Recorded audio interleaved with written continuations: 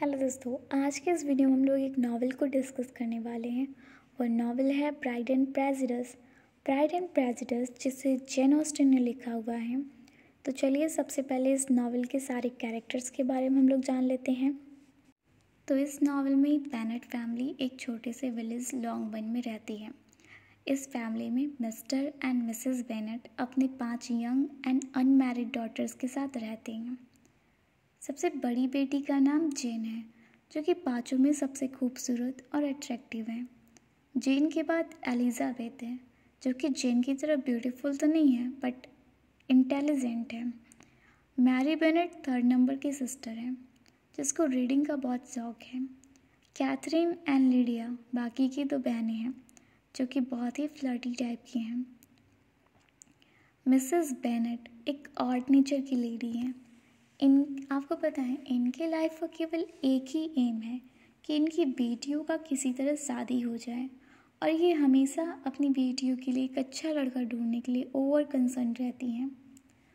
But mister Bennett अपनी wife से totally opposite हैं। इनके लिटरेरी टेस्ट के चलते इन्हें पढ़ने का बहुत ही ज़्यादा शौक है, और ये एक ह्यूमरस एंड इररिस्पॉन्सिबल टाइप के व्यक्ति हैं। ह्यूमरस इसलिए क्योंकि वे हमेशा मिसेस बेनेट के साथ मजाक करते रहते हैं, और ये अपनी बेटियों की शादी के बारे में बिल्कुल ना के बराबर सोचते हैं। नीदरफील्ड पार्क नाम का एक जगह होता है जहाँ पर बिंगले फैमिली रहने आती है। ये जगह लॉन्गबर्न से काफ़ी पास में होता है। इस फैमिली में चार्ल्स बिंगले नाम का एक व्यक्ति है, जो अपनी 2 बहनों के साथ नीदरफील्ड पार्क नाम की जगह पर रहने आए हैं। तो जो चार्ल्स बिंगले हैं वो रिच एंड हैंडसम लड़का है।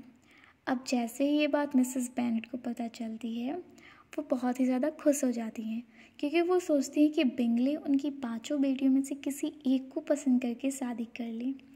And you know what, at the end of the novel ऐसा होता भी है। चलिए बताती हूँ चार्ल्स बिंगले किससे और कैसे पसंद करता है। एक्चुअली एक पार्टी होती है जिसमें बिंगले एंड बेनेट दोनों फैमिलीज होती हैं। इस पार्टी में एक और इम्पॉर्टेंट कैरेक्टर होता है, वो है इस नावल का हीरो। चलिए मैं आपको हीरो से इंट्रोड्यूस करवाती हूँ। मिस्टर डार्सी, जो कि चार्ल्स बिंगले के फ्रेंड है, और ये भी रिच एंड हैंडसम है, बट इनमें थोड़ा सा प्राइड है। इस पार्टी में चार्ल्स मिसेस बेनेट की सबसे बड़ी बेटी जेन की तरफ थोड़ा थोड़ा अट्रैक्ट हो जाता है और उसके साथ डांस भी करता है। लेकिन उसका दोस्त डार्सी ये थोड़ा गंभीर स्वभाव का था, और वह किसी के साथ भी डांस करने से मना कर देता है।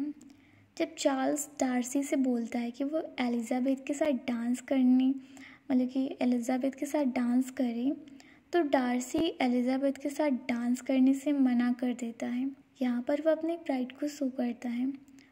अब एलिजाबेथ डार्सी को एक खराब चरित्र का घमंडी व्यक्ति समझती है। ये दोनों स्टार्टिंग में एक दूसरे को पसंद भी नहीं करते।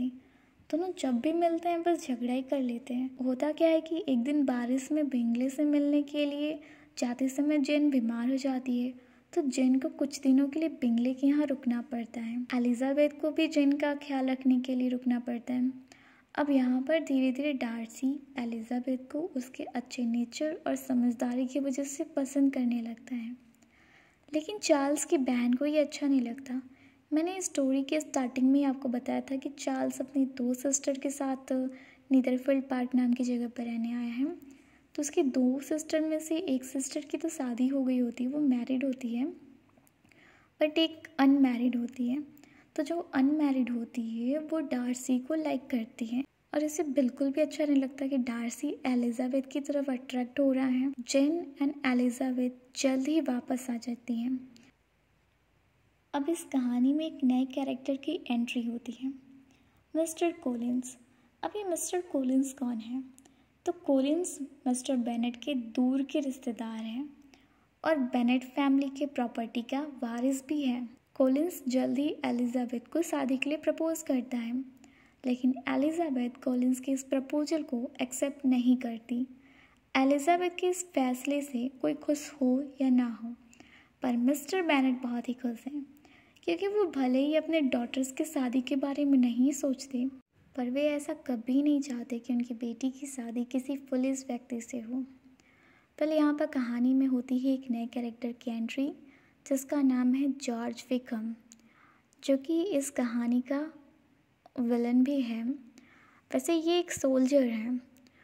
तो एक सामाजिक कार्यक्रम में विकम एलिजाबेथ से मिलता है और यहाँ पर कहानी की जो हीरोइन है एलिजाबेथ, वो विलन से अट्रैक्ट हो जाती है। दोनों अच्छे दोस्त हो जाते हैं। यहाँ जॉर्ज विकम एलिजाबेथ को बताता है कि उसके पिता डार्सी के दिवंगत पिता के लिए प्रधान सेवक थे।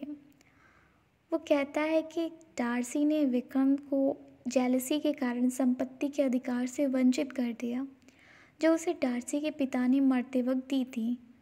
अब एलिजाबेथ डार्सी को और बुरा समझने लगती है। इसके बाद एक और हैरान करने वाली बात सामने आती है।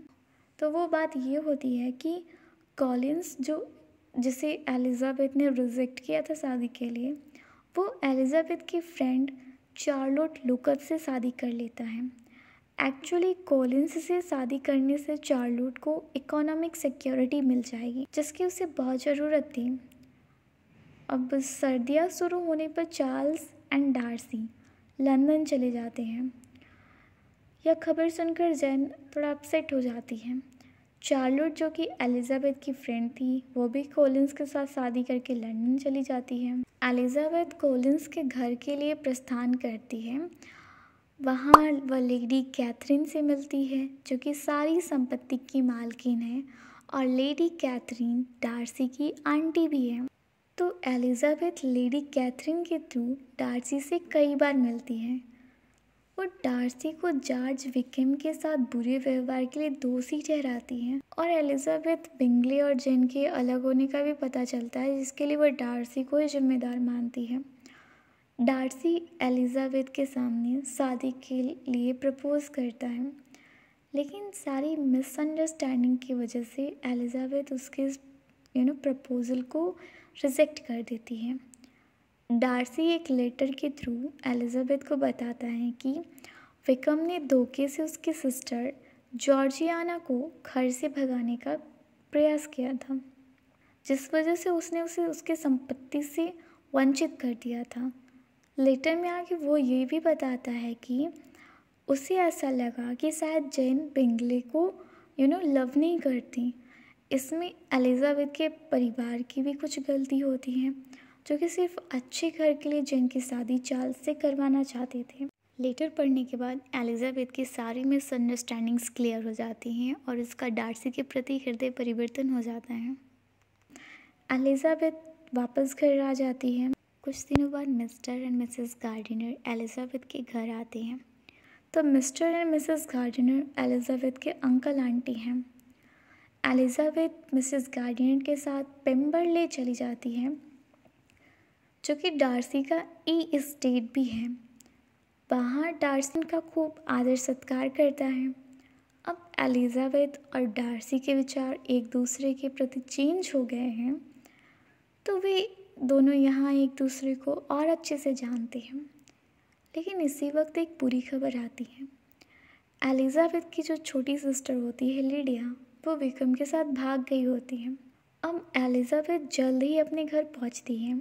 सब लिडिया को ढूंढते हैं एंड कुछ दिनों बाद मिस्टर गार्डिनर एक लेटर लिखते हैं, जिसमें वो बताते हैं कि लिडिया उन्हें मिल गई है, लेकिन विकम अब उसके साथ रहने से मना कर देता है। वह उसे एक कंडीशन देता है कि जब तक उसे कुछ पैसे नहीं मिलेंगे तब तक वह लिडिया के साथ नहीं रहेगा। अब यहाँ पर डार्सी विकम के थ्रू जितने भी प्रॉब्लम्स आ रही होती हैं वो ख़त्म कर देता है। कुछ टाइम बाद चार्ल्स एंड डार्सी फिर नीदरफील्ड रहने आते हैं।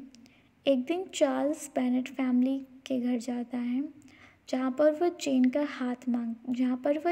हाथ मांगता है, जिससे बेनेट फैमिली बहुत ही ज़्यादा खुश हो जाती है। और एक दिन डार्सी की आंटी लेडी कैथरीन भी नीदरफील्ड आई होती है और वो एलिजाबेथ से मिलती है और उसे डार्सी से दूर रहने को बोलती है।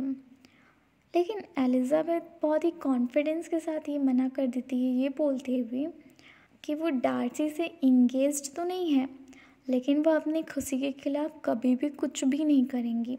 तो कुछ टाइम बाद डार्सी एलिजाबेथ को फिर से प्रपोज करता है एंड इस बार एलिजाबेथ हैप्पीली इस प्रपोज़ल को एक्सेप्ट कर लेती है। तो कहानी के लास्ट में जेन की शादी चार्ल्स से और एलिजाबेथ की शादी डार्सी से हो जाती है। तो इस नावल में हमको family, wealth, reputation, social class end of course pride and prejudice ये सारे थीम्स देखने को मिलते हैं।